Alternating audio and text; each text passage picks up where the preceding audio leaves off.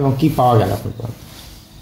আজকে अराउंड 11:10 11:20 মধ্যে আর একটা খবর হয়েছিল কি একটা 7 বছরের মেয়েকে কিডন্যাপ করে নিয়েছে।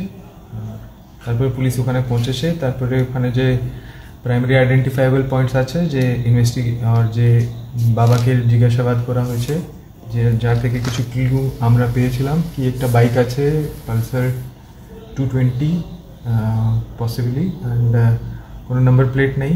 আর যে অ্যাকিউজ আছে ওর কিছু ডিসক্রিপশন আমরা পেয়েছিলাম। আর যে সার্ভাইভার গার্ল আছে ওর কি ওয়ারিং অ্যাপারেলস আছে আর ওর ফটো, এটা নিয়ে ওর ফাদার কিছু ডিটেলস তখন কিছু ডিটেলস দিতে পারছিল না।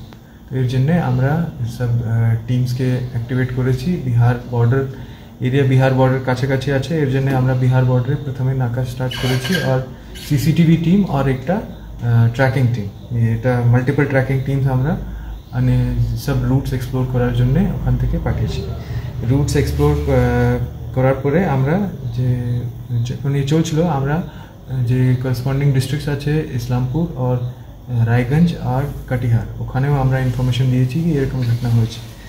এরপরে একটা মেসেজ ফাদার একটা আননোন নাম্বার থেকে একটা মেসেজ পেয়েছিল যেখানে ওকে থ্রেটেন করা হয়েছিল কি পুলিশকে ইনফরমেশন দিয়েছিল, তো এটা ঠিক নেই এরকম। তো তারপরে আমরা ওটাকে ট্র্যাক করে ট্র্যাক স্টার্ট করেছি। তারপরে আমরা কিছু লিডস পেয়েছি যেখানে সুন্দরবন ডিস্ট্রিক্টের একটা বিজনেসম্যান ছিল, ওর সঙ্গে কিছু যে নাম্বার থেকে কন্ট্যাক্ট করা হয়েছে ওর সঙ্গে কিছু কানেকশন আমরা পেয়েছিলাম। তো ওটা আমরা এক্সপ্লোর করছিলাম আর তারপরে লোকেশন ট্র্যাকিং স্টার্ট হয়েছে ওখান থেকে। তারপরে আমরা যে সব সিনিয়র ফরমেশনস আছে ওনাকে ইনফর্ম করেছি, IGNBR আর যে নর্থ বেঙ্গল জোন ওখানে এসপি রায়গঞ্জের টিম যে আছে ওর সঙ্গে সব লেভেলসে আমরা কোঅর্ডিনেট করেছি। এসপি লেভেলে additional SP level, SDPO, DSP, ICOC as well as যে সাব ইন্সপেক্টর লেভেল। তার এর জন্যে আমরা খুব ভালো একটা টিম করে কাজ করতে পেরেছি। যে আপডেটস হচ্ছিল ওটা আমরা ওখানেও দিয়েছি।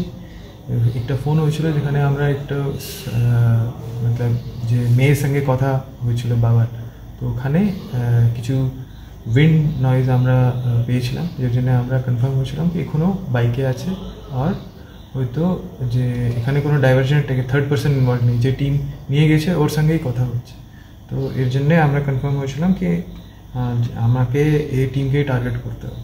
তো এরপরে রায়গঞ্জ আর 3 জায়গায় নাকা হয়েছিল, রায়গঞ্জ থেকে রায়গঞ্জ, করণদিঘি আর দালখোলা, তারপরে গোয়ালপুকুর আর ইসলামপুরে নাকা হয়েছিল।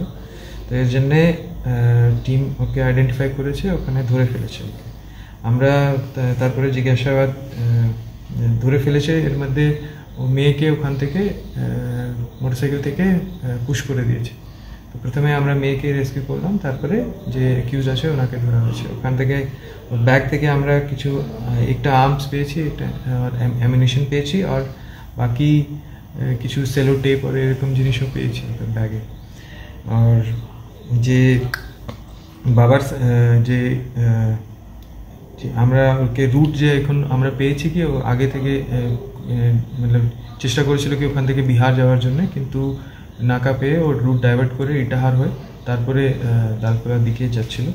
বাকি ইন্টারোগেশনে পাবো। যারা অ্যারেস্ট হয়েছে তাদের সম্পর্কে কি বলা হয়েছে, কি নাম? অ্যারেস্ট হয়েছে 2টা লোক অ্যারেস্ট হয়েছে। একটা Raju son of Mustafa Ganadia PS Harishchandrapur, Ijaz Ahmed son of Abdul Salam Ganadia Harishchandrapur. Ijaz Ahmed যে আছে ওর একটা লাকি মেডিকেল স্টোর নামের একটা দোকান আছে, আর রাজু যে আছে ও ল্যান্ড ব্রোকার আছে। আর আমরা জিজ্ঞাসা করব কি আর কি কাজ করে এখানে। যে মোস্ট ইম্পর্টেন্ট জিনিস ছিল কি আমরা তাড়াতাড়ি ডিস্ট্রিক্ট বর্ডারে যে নাকা করেছি, যে নাকা আগেও চলছিল, এর জন্যে তাড়াতাড়ি এটা করলেই ও ওখান থেকে এসকেপ করতে পারলো না আর আমরা ওটাকে ট্র্যাক করতে পেরেছি। কেন অপহরণ মনে হচ্ছে? এটা মনিটারি রিজনস প্রাইমা ফেসি আমরা পাচ্ছি কি মনিটারি রিজনস জন্য কি ওরা এক্সটর্ট করতে চাইছিল কিছু টাকা, কেন কি যে ভিকটিমের ফাদার আছে ওর একটা বিজনেস আছে, ইজ এ গুড বিজনেসম্যান। তো এখানে ফার্স্ট থিং ওটাই আছে কি আমরা স্পেশালি অ্যালার্ট আছি, ইন্টার ডিস্ট্রিক্ট বর্ডার আর রেগুলার নাকা চেকিং হয়। আর নাকা ইনফ্রাস্ট্রাকচার আমরা অনেক বাড়িয়ে দিয়েছি, এখনও নতুন তৈরি করছি। কালকে ফরওয়ার্ড হবে আমরা পিসি নেব ওর জন্যে। और আমরা मतलब अराउंड 410 আমরা রিকভারি मतलब মেয়েকে রিকভারি করতে পেরেছি। তো within 4 hours we could because of the great coordination between all the units আমরা 4 ঘন্টার মধ্যে অলমোস্ট রিকভারি 4.5 ঘন্টার মধ্যে করতে পেরেছি।